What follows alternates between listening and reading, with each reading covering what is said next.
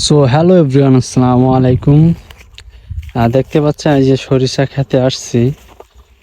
এটা ফুল ফুটে গেছে এবং এটা কিন্তু ফুল ফুটে নাই। তা তফাৎটা কোনটা আমি আপনাদেরকে বলি। এটা হলো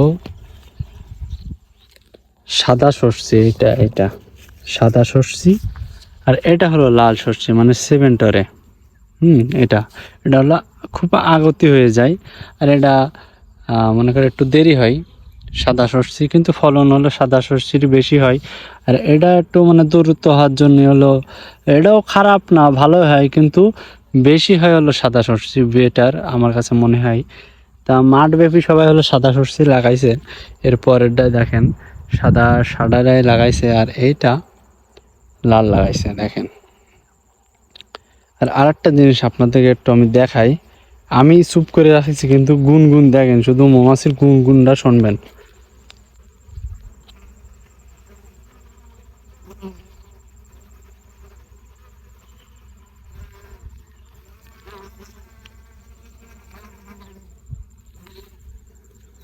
হ্যাঁ, দেখতেই পাচ্ছেন, শুনেছেন হয়তো আপনারা, মানে এত সুন্দর লাগছে, আওয়াজগুলো আমার কাছে খুব সুন্দর লাগছে।